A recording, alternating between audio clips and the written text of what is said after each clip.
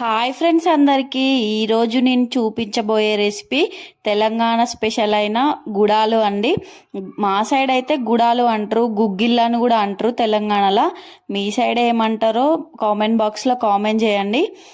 వీటిని ప్రిపేర్ చేయడం కోసం ముందుగా 2 కప్పుల వరకు శనగలను తీసుకోవాలి. ఇవి మనకు సూపర్ మార్కెట్లో కానీ బయట షాపులలో కానీ దొరుకుతాయి. వీటిని 4 గంటల పాటు వరకు నానబెట్టుకోవాలి. నానబెట్టుకోవడం వల్ల అయితే తొందరగా ఉడికిపోతుంది. ఇవి తర్వాత కుక్కర్లో వేసుకొని అవి మునిగేంత వరకు వాటర్ అనేది యాడ్ చేసుకోవాలి. తర్వాత వీటిని ఒక 6 కానీ 7 విజిల్స్ వచ్చేంత వరకు ఉడికించుకోవాలి. తర్వాత వీటిని పోపేయడం కోసం పచ్చిమిర్చిని 6-7 పచ్చిమిర్చిని అయితే తీసుకొని ఈ విధంగా కట్ చేసుకోవాలి.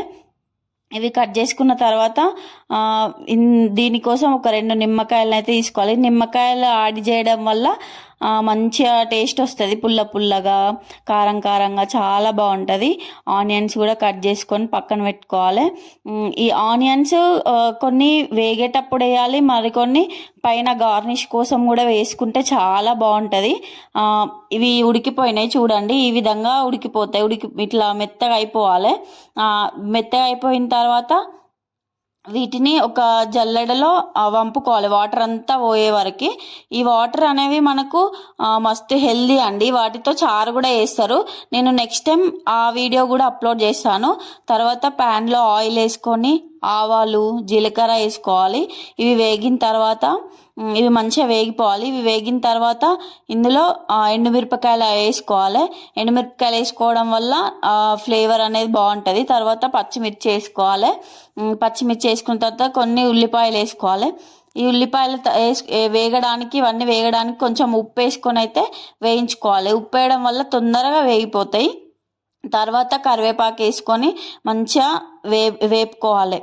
వేపుకున్న తర్వాత పసుపు వేసుకొని మంచిగా కలుపుతూ ఉండాలి.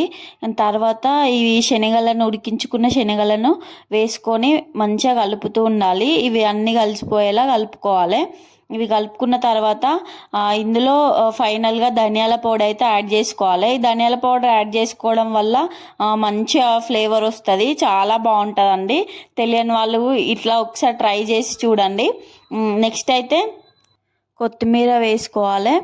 కొత్తిమీర వేసుకున్న తర్వాత మనం చిన్నగా కట్ చేసి పెట్టుకున్న ఉల్లిపాయలు వేసుకోవాలి. ఉల్లిపాయలు వేసుకున్న తర్వాత ఫైనల్గా నిమ్మరసం అనేది యాడ్ చేసుకోవాలి. నిమ్మరసం యాడ్ చేసుకోవడం వల్ల పుల్ల పుల్లగా కారం కారంగా చాలా బాగుంటుందండి. ఈ రెసిపీని మీరు కూడా ఒకసారి ట్రై చేసి చూడండి. ఎలా ఉందో కామెంట్ బాక్స్లో కామెంట్ చేయండి. చాలా బాగుంటుంది. ఇదైతే మా తెలంగాణలో